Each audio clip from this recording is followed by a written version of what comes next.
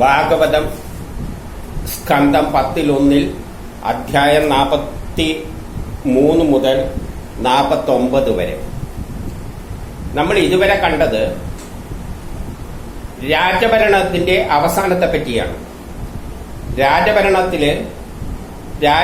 ദുഷിക്കുമ്പോൾ കഴിഞ്ഞ ചരിത്രമാണ്. എന്തു പറ്റും? ജനങ്ങൾ, അതും ദൂരെയുള്ള കഷ്ടപ്പെടുന്ന ജനങ്ങൾ എന്ന് പറഞ്ഞാൽ ഗ്രാമത്തിൽ, അതുകൊണ്ടാണ് ഗ്രാമമായിട്ട് ചിത്രീകരിച്ച. അവിടെ നിന്നാണ് ഇതിന്റെ തുടക്കം, പ്രതിഷേധ രൂപത്തിലും എല്ലാം തുടങ്ങുന്നത്. അത് കാലമാണ് തുടങ്ങുന്നത്. അപ്പൊ കാലമാണ് കൃഷ്ണൻ. അപ്പൊ അവിടുന്ന് പ്രതിഷേധം വരുന്നു, അവിടുത്തെ ജനങ്ങളെല്ലാം അതിന് യോജിച്ചു വരുന്നു. അതാണ് ഗോപശ്രീകളായിട്ടെല്ലാം ചിത്രീകരിച്ചത്. അപ്പൊ ജനങ്ങളെല്ലാം അവരെ ഇഷ്ടപ്പെടുകയാണ്. അങ്ങനെ മധുരയിലേക്ക് കയറുന്നു. അവിടെ നിന്ന് ഗ്രാമം വിട്ട് പിന്നെ എവിടത്തേക്ക് വരും? രാജഭരണത്തിലേക്ക് അത് പടരും. അങ്ങനെയാണ് രാജഭരണത്തെ പിടിച്ച് താഴെ ഇടുന്നത്. പല രാജഭരണങ്ങളും പൊളിഞ്ഞ കഥയെല്ലാം നമുക്കറിയാം. ഫ്രഞ്ച് വിപ്ലവം എല്ലാം നമ്മൾ വെച്ചിട്ടുണ്ട്, റഷ്യൻ വിപ്ലവം, എല്ലാം രാജഭരണത്തെ തട്ടി മാറ്റിക്കൊണ്ടാണ് അക്കഥയിലേക്കാണ് പോകുന്നത്. അല്ലാതെ ഇവിടെ രാജഭരണത്തിൽ നിന്നല്ല പോയത്. ഇവിടെ എന്ന് പറഞ്ഞാൽ കൊളോണിയലിസത്തിലൂട്ടിയാണ് പ്രാധാന്യമായിട്ട് വന്നത്. രാജാവിനെയെല്ലാം കൊളോണിയലിസത്തിലൂട്ടിയാണ് കടന്നുപോയത്. ആ കഥയെല്ലാം പറയുന്നത് ഇത് മുതലാളിത്തത്തിലേക്ക് പോയതെല്ലാം മഹാഭാരതത്തിലൂട്ടിയാണ് പറയുന്നത്. ഇത് രാജഭരണം നേരിട്ട് പോയ സ്ഥലം പൊളിഞ്ഞിട്ട് ജനങ്ങളുടെ ഭരണത്തിലേക്ക് എത്തുന്നു. ഒരു ഉദാഹരണം റഷ്യയായിട്ട് തന്നെ എടുക്കാം. എന്നിട്ട് അപ്പോൾ ഈ ജനങ്ങളുടെ പ്രതിഷേധം എവിടത്തേക്ക് എത്തുന്നു? രാജ കൊട്ടാരത്തിലേക്ക്, പട്ടണത്തിൽ, അതാണ് പട്ടണം എന്ന് പറഞ്ഞ് കംസന്റെ കൊട്ടാരത്തിലേക്ക് എത്തുന്നു. അത് എവിടെയാണ്? മധുരയില്. അപ്പൊ അവിടെ എത്തുമ്പോൾ കംസൻ എന്ത് ചെയ്തിരിക്കാം? സ്വാഭാവികമായിട്ട് എല്ലാ കാവൽക്കാര, ചാണൂരാനി, അതായത് മല്ലന്മാരെയും ആന, കാലാൾപ്പട എല്ലാം അറേഞ്ച് ചെയ്തിരിക്കുമല്ലോ. ഒരു രാജാവിന്റെ കൊട്ടാരം പിടിച്ചെടുക്കുക എന്ന് പറയുന്നതാണ് ഏറ്റവും വലിയ യുദ്ധം അവിടെ. അപ്പൊ എല്ലാം അറേഞ്ച് ചെയ്ത് വെച്ചിട്ടുണ്ട്. അതിനെല്ലാം മറികടന്നിട്ടാണ് കൃഷ്ണൻ എന്ത് ചെയ്യുന്നത്? അപ്പൊ ഇവർ കൊട്ടാരത്തിലേക്ക് വരുമ്പോൾ തന്നെ നാട്ടുകാരുടെ സപ്പോർട്ട് മുഴുവൻ ഇവർക്കുണ്ട്. അതാണ് ഗോപികമാരെല്ലാം അവരുടെ പിന്നാലെ എല്ലാം മറന്നുകൊണ്ട് എന്നുള്ള നിലയിൽ ചിത്രീകരിക്കുന്ന എന്താണ്? ഇവർക്ക് വേണ്ടിയിട്ട് ജനം മുഴുവൻ ഒത്തുകൂടുകയാണ്. അപ്പോൾ ഇവർ യുദ്ധം ചെയ്യുമ്പോൾ അവർ വളരെ സപ്പോർട്ട് ചെയ്യുന്നുണ്ട്, അതിനെ പ്രോത്സാഹിപ്പിക്കുന്നുണ്ട്. യുദ്ധം ചെയ്യുമ്പോൾ അവരെല്ലാം സന്തോഷിക്കുന്നുണ്ട് ഈ ഭരണം പൊളിയുന്നതിന്. അപ്പൊ ഇങ്ങനെ എന്ത് ചെയ്യുന്നു? ആദ്യം ഈ മല്ലന്മാരെയെല്ലാം തോൽപ്പിക്കുന്നു. അതൊന്നും വിവരിക്കേണ്ട ആവശ്യമില്ല, നമുക്കറിയുന്ന കഥകളെല്ലായതുകൊണ്ട് അതിൽ അധികമൊന്നും പോകേണ്ട ആവശ്യമില്ല. എല്ലാവർക്കും അറിയുന്നതാണ്, ഇതെല്ലാം ബൈഹാർട്ടാണ്. നമുക്ക് അതിന്റെ ആശയത്തിലേക്ക് കിടക്കാം. അപ്പൊ ആദ്യം എന്ത് ചെയ്യുന്നു? ഇവരെയെല്ലാം തോൽപ്പിച്ചിട്ട് പിന്നെ കൃഷ്ണൻ എന്ത് ചെയ്യുന്നു? കംസന്റെ സിംഹാസനത്തിന്റെ അടുത്തേക്ക് പോകുമ്പോൾ കംസൻ ചാടി എണീക്കുന്നു വാൾ വെച്ചിട്ട്. അപ്പം തന്നെ എന്ത് ചെയ്യും? കഴുത്തിന് കയറി പിടിക്കുന്നു, തലക്ക് കയറി പിടിക്കുന്നു, ബലം പ്രയോഗിച്ച് പിടിച്ചിട്ട് അപ്പോഴും കിരീടം താഴെ വീണു. കിരീടം താഴെ വീണു എന്ന് പറഞ്ഞാൽ അതോടുകൂടി രാജഭരണത്തിന്റെ അവസാനത്തെ പരിപാടിയും തീർന്നു. എന്നിട്ട് മുടിക്കുത്തില് പിടിച്ച് വലിച്ചിട്ട് സിംഹാസനത്തിൽ നിന്ന് ദൂരെ എറിയുന്നു. എന്നിട്ട് തറയിലിട്ട് വലിച്ച് കൊല്ലുന്നു. അപ്പൊ ഇത്രയും സംഭവങ്ങളാണ്. അതിന്റെ ശേഷം ബലരാമൻ എന്ത് ചെയ്യുന്നു? അദ്ദേഹത്തിന്റെ 8 സഹോദരന്മാരെ എല്ലാം വധിക്കുന്നു. ആ പറഞ്ഞതിന്റെ അർത്ഥം എല്ലാവരെയും, അതിന്റെ സപ്പോർട്ടായി നിന്ന എല്ലാ വിഭാഗത്തെയും കൊന്നിട്ടുണ്ടാവും രാജഭരണത്തിൽ. നമുക്ക് അറിയാം, ഫ്രഞ്ച് വിപ്ലവത്തിൽ നടന്ന എന്താണെന്ന് നമുക്കറിയാം. ഒരു മെഷീനും വെച്ചിട്ട് എല്ലാവരെയും തലയറക്കുകയായിരുന്നു. അപ്പൊ അത് തന്നെയാണ് ഇവിടെ വിവരിച്ചു കൊണ്ടുവരുന്നത്. രാജഭരണം ഇല്ലാതാവുന്ന കാര്യമാണ് പറയുന്നത്. അതിലെ പ്രധാനമായിട്ട് എടുക്കേണ്ടത് ഇത് റഷ്യയുടെ ആ ചരിത്രമായിട്ടാണ് ഇത് കൂടുതൽ ചേർന്ന് പോകുക. നമുക്ക് പിന്നോട്ട് അതിന്റെ ശേഷമുള്ള ഭാഗം കാണുമ്പോൾ, അതിന്റെ ശേഷമുള്ള ഭാഗമാണ് നമ്മളിപ്പം സ്കന്ധം 10 കാണുന്നത്. ഇനി നമ്മൾ കിടക്കുന്നത് ഈ ഭരണം ഉണ്ടായതിന് ശേഷമുള്ള കാര്യമാണ്. അത് സ്കന്ധം 10 കാണും. അപ്പൊ അവിടെ കാണാം ഏത് ചരിത്രമായിട്ടാണ് യോജിച്ചു പോകുന്നത്. നമുക്ക് നല്ലവണ്ണം അവിടെ കാണാം. അപ്പോൾ അങ്ങനെ കൊന്നു. പിന്നെ എന്ത് ചെയ്യുന്നു? ഈ 8 സഹോദരന്മാരെ മറ്റേ ബലരാമനും എല്ലാം കൊല്ലുന്നു. എന്നിട്ട് ഉഗ്രസേനനെ രാജാവാക്കുന്നു. അപ്പം പുഷ്പവൃഷ്ടി നടത്തുന്നു എല്ലാ ദേവന്മാരും. കാരണം കാലമാണ് ഇതിനെല്ലാം മാറ്റിപ്പോകുന്നത്. കാലത്തിന്റെ പ്ലാൻ അനുസരിച്ചാണ്. ആ സമയത്ത് അമ്മയോട് അച്ഛനോടെല്ലാം മോചിപ്പിക്കുന്നു. ഉഗ്രസേനനെയും മോചിപ്പിച്ചിട്ടാണ് രാജാവാക്കുന്നത്. എന്നിട്ട് അവിടെ പറയുന്നുണ്ട് ഉഗ്രസേനന് നിയമപ്രകാരം രാജാവാകാൻ യോഗ്യതയില്ലായിരുന്നു. കാരണം യദുവംശത്തില് അതില്ല. കാരണം യയാതിയുടെ ഒരു ശാപം പണ്ട് പറഞ്ഞിട്ടുണ്ട്. പറഞ്ഞതിന്റെ അർത്ഥം എന്ന് പറഞ്ഞാൽ ഭരിക്കാൻ അർഹതയില്ലാത്തവർ ഭരണത്തിലേക്ക് കയറുന്നു. ആ പറഞ്ഞതിന് അർത്ഥം അത്രയേ ഉള്ളൂ. അതുവരെ ആ വ്യവസ്ഥിതിയിൽ ഇവർക്കൊന്നും ഭരിക്കാൻ അവകാശമില്ല. ഈ വ്യവസ്ഥിതിയെല്ലാം മാറി ഭരണം വേറെയാളെ കൈകളിലെത്തി, യദുവംശത്തിന്റെ കൈകളിലെത്തി എന്ന് പറയുകയാണ്. എന്നിട്ട് അപ്പോൾ ഇനി കൃഷ്ണൻ പറയുന്നു, നിങ്ങളെല്ലാം അച്ഛനോടും അമ്മയോടും നിങ്ങളെല്ലാം അങ്ങ് ഗോകുലത്തിൽ പോട്, നമുക്കിവിടെ കുറച്ച് പരിപാടി ഉണ്ടെന്ന്. അപ്പൊ ആദ്യം തന്നെ ഇത് കുട്ടിയാണ്. അപ്പം ഒരു വിപ്ലവം എന്ന് പറയുന്നത് ഒരു ഭരണത്തെ മാറ്റുക എന്നുള്ളത് ആദ്യത്തെ സ്റ്റെപ്പാണ്. അതാണ് കുട്ടിയായിട്ട് കാലത്തെ ചിത്രീകരിച്ച്. ഇനി എന്തുണ്ട്? അതിന്റെ വളർച്ചയുണ്ട്. വളർച്ചയാണ് പറയാൻ പോകുന്നത്. വളർച്ച പറയാൻ പോകുന്നത് ഏതിലൂട്ടിയാണ്? ശാസ്ത്രത്തിലൂട്ടിയാണ് വളർച്ച ഉണ്ടാവുക. ഇപ്പൊ എന്ത് പറയുന്നതെന്ന് വെച്ച് കഴിഞ്ഞാല് കൃഷ്ണനെ ഇവർ എന്ത് ചെയ്യുന്നു? ഉപനയനെല്ലാം കഴിപ്പിക്കുന്നു രണ്ടുപേര്. എന്നിട്ട് ആദ്യം ഗർഗമുനി എന്ത് ചെയ്യുന്നു? ഗായത്രി മന്ത്രം പറഞ്ഞു കൊടുക്കുന്നു. ഗായത്രി മന്ത്രം എന്ന് പറഞ്ഞാൽ പ്രപഞ്ചഘടനയെ പറ്റിയിട്ടുള്ളതാണ്. അതെല്ലാം നമുക്ക് സയൻസിലൂടെ പിന്നീട് കാണാം. പ്രപഞ്ചഘടനയെല്ലാം പറഞ്ഞു കൊടുക്കുന്നു ഗായത്രി മന്ത്രത്തിലൂടെ. പിന്നെ എവിടെയാക്കുന്നു? സന്ദീപനി എന്ന ഗുരുവിന്റെ അടുത്ത് ഇവരെ പഠിപ്പിക്കാൻ കൊണ്ടാക്കുന്നു. ഇവർ അവിടെ വെച്ചിട്ട് എല്ലാ വേദശാസ്ത്രങ്ങളും സയൻസുകളും എല്ലാതരം ശാസ്ത്രങ്ങളും, ഭരണത്തിന്റെ എങ്ങനെ ഭരിക്കണം, രാജനീതി എങ്ങനെ, രാജാവ് എങ്ങനെ ഭരിക്കണം എന്നുള്ള എല്ലാ കാര്യങ്ങളും, ശരിയായ ഭരണം എങ്ങനെ വേണം എന്നുള്ള എല്ലാ ശാസ്ത്രങ്ങളും അവർ അവിടെ വെച്ച് പഠിക്കുന്നു ഗുരുവിന്റെ കീഴിൽ. അപ്പൊ ആ പറഞ്ഞതിന്റെ അർത്ഥം എന്ന് പറഞ്ഞാൽ പിന്നെ അവരുടെ പ്രധാന അർത്ഥം എന്താണ്?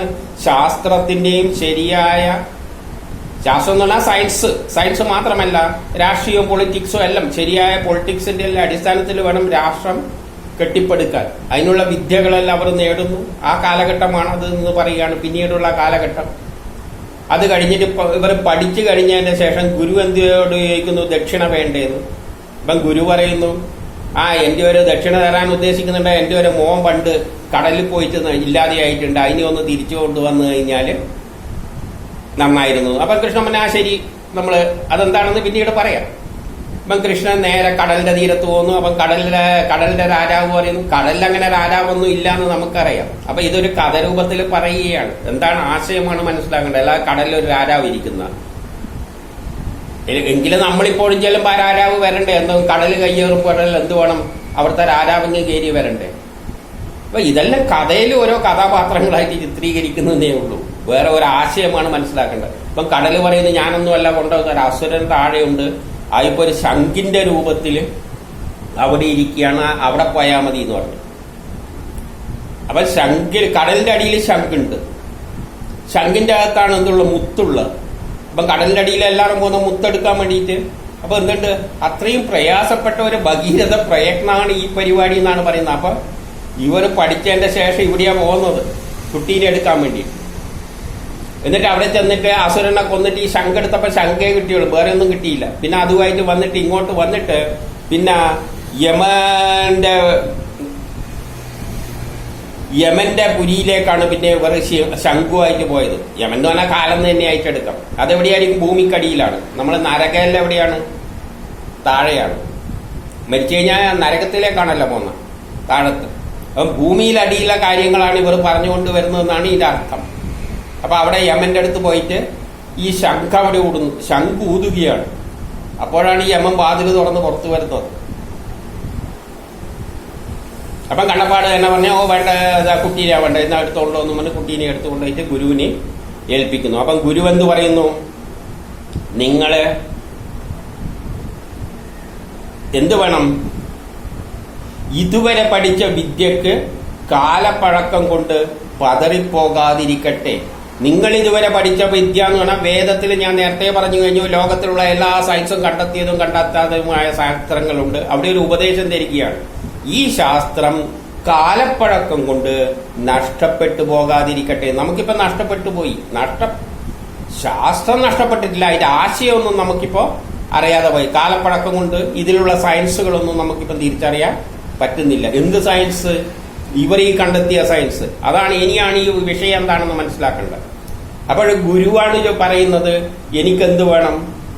എന്റെ മകനെ വീണ്ടെടുത്ത് തരണം. അതാണ് ഗുരുദക്ഷിണ. അപ്പം ഗുരു എന്നത് ജ്ഞാനമാണ്. ഗുരുവിനൊരു കഥാപാത്രമായിട്ട് ഗുരുവായിട്ട് ചിത്രീകരിച്ചു. അവിടെ ഗുരു എന്നത് കൊണ്ട് ഉദ്ദേശിക്കുന്നതാണ് ജ്ഞാനമാണ്. ആ ജ്ഞാനത്തിന്റെ സന്തതി എന്താണ്? നമ്മളൊരു ജ്ഞാനം പഠിക്കുന്നത് എന്തിനു വേണ്ടി? അതിനൊരു ലക്ഷ്യമുണ്ട്, അതിൽ നിന്നൊരു ഔട്ട്പുട്ട് ഉണ്ട്. എന്താണത്? അത് പ്രയോഗിച്ചിട്ട് എന്തെങ്കിലും ഉണ്ടാക്കണം. ഒരു ചായ ഉണ്ടാക്കാൻ വേണ്ടി പഠിച്ചുകൊണ്ടായില്ല, പിന്നെ അതിന്റെ സന്തതി എന്തായിരിക്കും? നമ്മളത് ആ തത്വപ്രകാരം ഇറങ്ങിത്തിരിക്കുമ്പോൾ ചായ കിട്ടും. അതാണ് അതിന്റെ സന്തതി. അപ്പൊ നമ്മൾ ഈ പഠിച്ച ജ്ഞാനം പ്രയോഗത്തിൽ വരുത്തിയിട്ട് നിങ്ങൾ എന്ത് വേണം? അതിന്റെ ഔട്ട്പുട്ട് തരണം. അതാണ് ഗുരു ആവശ്യപ്പെടുന്നത്. ഗുരുവിന് വേണ്ടത് എന്താണ്? ജ്ഞാനത്തിന് വേണ്ട എന്താണ്?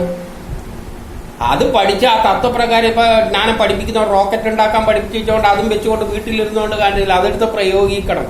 അതാണ് അതിന്റെ സന്തതി. ഈ ജ്ഞാനം ഉപയോഗിച്ചിട്ട് എന്ത്?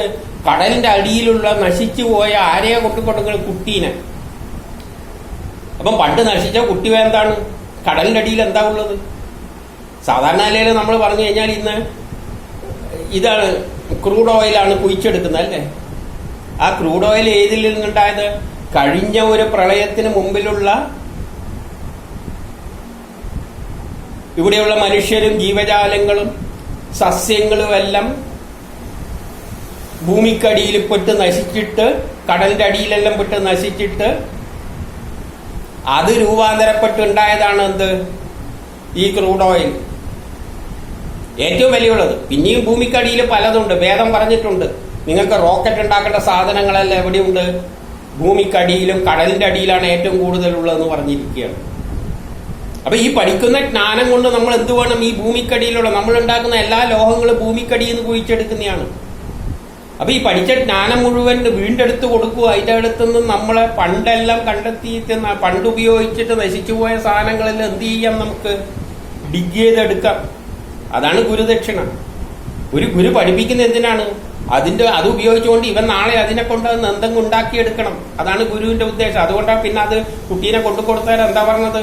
പഴക്കം കൊണ്ട് ഇതൊന്നും നശിച്ചു പോകരുത് എന്ന്. അതായത് വേദത്തിലുള്ള ഇന്ന് നമ്മൾ വേദത്തിലുള്ള അർത്ഥമൊന്നും മനസ്സിലാക്കാതെ ഉരുവിട്ട് അങ്ങനെ നടക്കുകയാണ്. അതിന്റെ അർത്ഥമെല്ലാം നഷ്ടപ്പെട്ടു പോയി. നഷ്ടപ്പെട്ടിട്ടുണ്ട്, ഉണ്ട്. അത് കണ്ടെത്തുകയാണ് നമ്മളുടെ ലക്ഷ്യം. അതിനാണ് നമ്മളിപ്പം ശ്രമിച്ചുകൊണ്ടിരിക്കുന്നത്. അപ്പം ഭൂമിക്കടിയിലുള്ള അതെന്ത് ചെയ്യുന്നു? വീണ്ടെടുത്തു കൊടുക്കുന്നു. അതാണ് ജ്ഞാനത്തിന്. നമ്മൾ പഠിക്കുന്ന ജ്ഞാനത്തിന് നമ്മൾ എല്ലാ ശാസ്ത്രവും പഠിച്ചുകൊണ്ടായില്ല, അത് പ്രയോഗിക്കണം. ഒരു നല്ല ഡോക്ടർ ആയതുകൊണ്ട്, ഡോക്ടർ ഭാഗം പഠിച്ചത് കൊണ്ടായില്ല. അത് ജനത്തിനടക്കം എങ്ങനെ ഉപയോഗിക്കാൻ പറ്റും? അതാണ് അതിന്റെ കുട്ടി. ഗുരുവിന്റെ സന്തതി എന്ന് പറഞ്ഞാൽ ഇതിന്റെ പ്രൊഡക്റ്റ് ആണ്. ആ ജ്ഞാനം ഉപയോഗിച്ച് നേടുന്നതാണ്. അതും കടലിന്റെ അടിയിലുള്ള എല്ലാം. ഇന്നും നമ്മുടെ ഇന്നത്തെ ലോകത്തിന്റെ നിലയിൽ ഏതിലാണ് കിടക്കുന്നത്? ക്രൂഡ് ഓയിലിൽ തന്നെയാണ് ലോക സമ്പദ്ഘടന നിയന്ത്രിക്കുന്നത്. അപ്പം അതിൻ്റെ ഇടയ്ക്ക് കുഴിച്ചെടുക്കുന്ന സ്വർണവും മറ്റെല്ലാം വേറെ ഉണ്ട് താനും. അതിൽ കൂടുതൽ ഇവിടെ പ്രാധാന്യം ഏതിനാണ് വരുന്നത്? ഈ ക്രൂഡ് ഓയിലിനാണ്. അതില്ലെങ്കിൽ നിലനിൽപ്പില്ല. അതാണ് ഇവിടെ വരുന്നത്. അപ്പൊ ശാസ്ത്രത്തിന്റെ ഏറ്റവും അവസാനത്തെ എന്താണ് നേടിയെടുക്കുന്നത്? ഈ ഭൂമിക്കടിയിലുള്ള കടലിൽ നിന്നെല്ലാം എണ്ണ എടുക്കുകയല്ലേ? അത് തന്നെയല്ലേ ഇവിടെ പറഞ്ഞിരിക്കുന്നത്. അപ്പൊ അതല്ലേ ഏത് യുഗത്തില്? ഈ കാലഘട്ടത്തില് രാജഭരണം കഴിഞ്ഞതിന്റെ ശേഷമാണ് ഇത് സംഭവിക്കുക. അല്ല ഒരു രാജാവിനൊന്നും ഇത് കുഴിച്ചെടുക്കാനൊന്നും പറ്റുമെന്നില്ല അന്നത്തെ രാജാക്കന്മാർ. ടെക്നോളജീന്റെ സഹായത്താലേ. അതാണ് ആദ്യം പഠിക്കണം എന്ന് പറഞ്ഞത്. ഇതെല്ലാം കുഴിച്ചെടുത്തിട്ട് കൊണ്ടുപോകുന്നു. എന്നിട്ട് ഈ ശാസ്ത്രം നശിച്ചു പോകരുതെന്ന് അവിടെ പറഞ്ഞ് വെക്കുകയാണ്. അത് കഴിഞ്ഞിട്ട് അദ്ദേഹം ഉദ്ധവരെ വിളിച്ചിട്ട് പറയുകയാണ്. ഉദ്ധവരെ വിളിച്ചിട്ട് എന്ത് പറയുന്നു? കൃഷ്ണൻ, ഞാൻ പണ്ട് അവിടെ നിന്ന് ഗ്രാമങ്ങളിൽ നിന്ന് ഗോകുലത്തില് എന്നെ കാണാതെ അവിടെയുള്ള ഗോപികമാരെല്ലാം, ഗോപന്മാരും ഗോപികമാരും എല്ലാം അങ്ങനെ സങ്കടപ്പെട്ടിരിക്കുകയാണ്. ഞാൻ പണ്ട് പറഞ്ഞിട്ടുണ്ട് ഞാൻ തിരിച്ചു വരുന്നു. പറഞ്ഞതിന്റെ അർത്ഥം എന്താണ്? ഈ ഇതിന്റെ എല്ലാം തുടക്കം എവിടെ നിന്നാ? ഗ്രാമങ്ങളിൽ നിന്നാണ്. അതുകൊണ്ട് അവിടെയാണ് അതിർത്തിയെല്ലാം ഉള്ളത്. അവിടെ നിന്നാണ് ആദ്യം പുകയുക. അതിന്റെ അവരുടെ പ്രവർത്തന ഫലമായിട്ടാണ് ഇവര് എവിടെ എത്തിയത്? ഈ രാജഭരണത്തെ തന്നെ എടുത്ത് പൊളിച്ച് താഴെ കൊടുത്തത്. അപ്പൊ ഇനി അവരെ മറക്കാൻ പാടില്ല. അതുകൊണ്ട് അദ്ദേഹം എന്ത് ചെയ്യുകയാണ്? നേരെ അവിടത്തേക്ക് പോവുകയാണ്. അപ്പൊ അവരെ സംഗതികൾ അന്വേഷിക്കണം. കാരണം അവിടെ പുരോഗതി ഉണ്ടാണ്, അവിടുത്തെ ദാരിദ്ര്യമാണ് തീർക്കേണ്ടത്. പക്ഷെ ഗോപികമാരായിട്ട് ചിത്രീകരിച്ചിട്ടുള്ള നമ്മൾ ഉള്ള കാര്യം നേരിട്ട് പറഞ്ഞെങ്കിൽ ഈ ഭാഗവതം എല്ലാം എന്ത് ചെയ്യുകയാണ്? രാജാക്കന്മാരുടെ കാലത്ത് തന്നെ ഇതെല്ലാം കുഴിച്ചു മൂടിയിരുന്നു. ഇവിടെ ഗോപിക എന്ന് പറയുമ്പോൾ വേറെ കുഴപ്പമില്ല, കൃഷ്ണന് പ്രേമം കൊണ്ട് അങ്ങോട്ട് പോയതാണെന്ന് ധരിച്ചോളും. അപ്പം വേദവ്യാസ ഇതെല്ലാം എഴുതുമ്പോൾ ദീർഘവീക്ഷണത്തിലാണ്.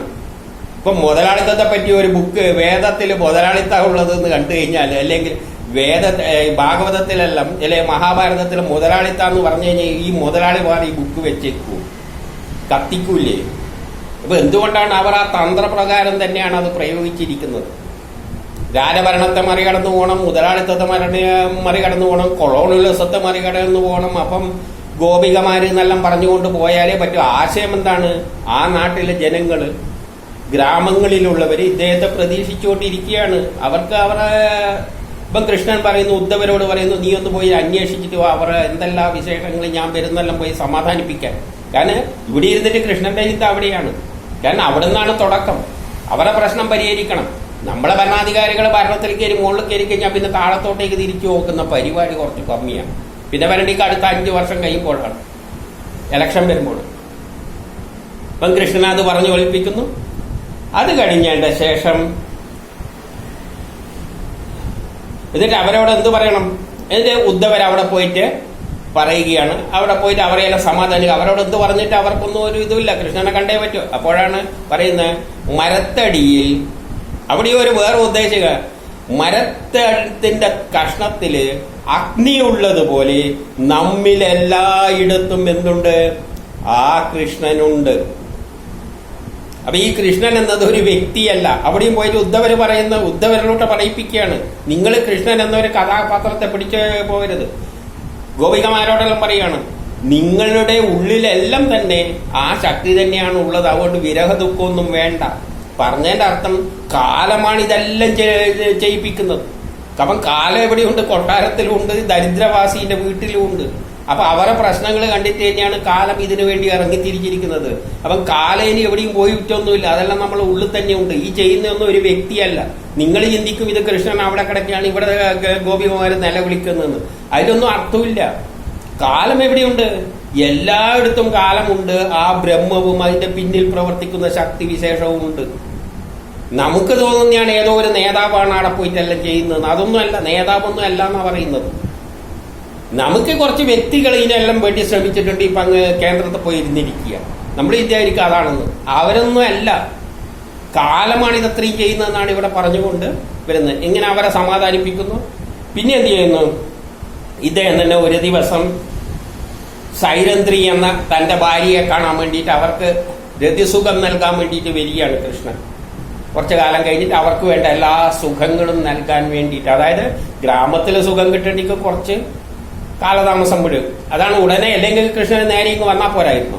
ഇല്ല, കുറച്ചു കാലം കഴിഞ്ഞിട്ട്. കാരണം ഗ്രാമങ്ങളിലുള്ള പ്രശ്നങ്ങൾ പരിഹരിക്കണ്ടെങ്കിൽ കുറച്ച് കാലം പിടിക്കും. അതിനെ അവിടുന്ന് ഉയർത്തി കൊണ്ടുവരണ്ടേ. അങ്ങനെ കുറച്ച് കഴിയുമ്പോൾ കൃഷ്ണൻ വരുന്നു, അവർക്ക് എല്ലാ സൗഭാഗ്യങ്ങളും നൽകുന്നു, ഗ്രാമത്തിലും എല്ലായിടത്തും. അവിടെ പിന്നെ പട്ടണവും ഗ്രാമവും എന്നുള്ള വ്യത്യാസമൊന്നുമില്ല.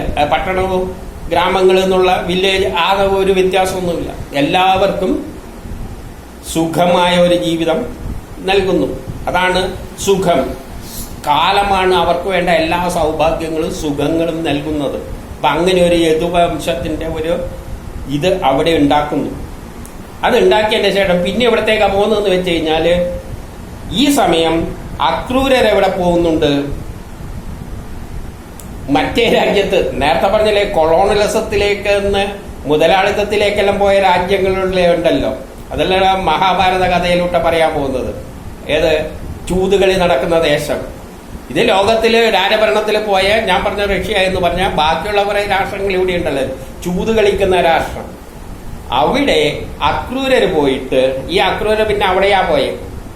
അവിടെ പോയപ്പോൾ കുന്തിയും മക്കളും എല്ലാം കൂടിയിട്ട് പറയുകയാണ്, നമ്മളെ ഇവിടെ എവിടെയാ കൊണ്ടിട്ടിരിക്കുന്ന ആരെ? പുലിന്റെ ഇടക്ക് മാൻപേട ഇട്ടമാര് നമ്മൾ അതിന്റെ ഇടക്ക് കിടന്നിട്ട് പിടക്കുകയാണെന്ന്. ആര്? അക്രൂരരോട് അവിടുത്തെ അവസ്ഥ മുഴുവൻ പറഞ്ഞു കൊടുക്കുകയാണ്. അതായത് ഇനി ഇവര് ഈ കാലമാകുന്ന കൃഷ്ണൻ എവിടത്തേക്ക് വരണം? ഈ ചൂതുകളിക്കാരുടെ നാട്ടിലേക്ക് വരണം. രണ്ടായിട്ടാണല്ലോ തിരിഞ്ഞത്. ഒന്ന് രാജഭരണത്തിൽ കുറെ സോഷ്യലിസ്റ്റ് രാഷ്ട്രങ്ങളിലേക്ക് പോയി, ഇപ്പുറം കുറെ ഉണ്ട് ചൂതുകളിക്കാരുടെ രാജ്യം. അവിടത്തേക്ക് ഇനി കൃഷ്ണൻ കയറി വരണം, കാലം കയറി വരണം, അവരിലൂടെ വരണം. അതുകൊണ്ടാണ് അവിടെ അതും പറഞ്ഞു വെച്ചു. എന്ത്? അക്രൂരൻ അവിടെ പോയിട്ട് അപ്പൊ കുന്തിയും പറഞ്ഞ എന്താ പറയുന്നത്? നമ്മളെ പുലി എന്നല്ല പറഞ്ഞ, ചെന്നായികളുടെ ഇടയിൽ എന്ത് വിട്ടുകൊടുത്തിരിക്കുക? മാൻപേടകളെ വിട്ടമാരി ഇട്ടിട്ട് നമ്മളെ കഷ്ടപ്പെടുത്തിയാണ് ഇവിടെ. അതുകൊണ്ട് കൃഷ്ണ നീ വന്നൊന്ന് ഇത് ശരിയാക്കി തരണം എന്നാണ് ഇവിടെ പറഞ്ഞു പോകുന്നത്. അപ്പൊ ചരിത്രം പോകുന്നത് ഇതെല്ലാം നടന്ന സംഭവങ്ങൾ ചരിത്രമാണ് ഈ 4 യുഗങ്ങളിലൂടെ വിവരിക്കുന്നത്. ആ ചരിത്രത്തിലൂടെ നമ്മൾ ജീവിക്കുന്നത് ഈ ലോകത്തിൽ തന്നെയാണ്. ഈ 4 യുഗങ്ങളിൽ എവിടെയെല്ലാമോ ആയിട്ട് നമ്മളുണ്ട്. അപ്പോൾ നമ്മൾ സോഷ്യൽ സ്റ്റഡീസിൽ പഠിക്കുന്ന ചരിത്രം തന്നെയാണ് ഈ പറയുന്നത്. പക്ഷെ കഥയിൽ നിന്നും വസ്തുതകളിലേക്ക്, ഈ ചരിത്രത്തിലേക്ക് ചേർത്ത് വെച്ച് നമ്മൾ നോക്കുമ്പോൾ എല്ലാം നമ്മളെ മനസ്സിൽ തെളിഞ്ഞു വരും. ഇനി നമ്മൾ കിടക്കേണ്ടത് സ്കന്ധം 10-2, ഈ രാജഭരണത്തിന് ശേഷമുള്ള അവസ്ഥ.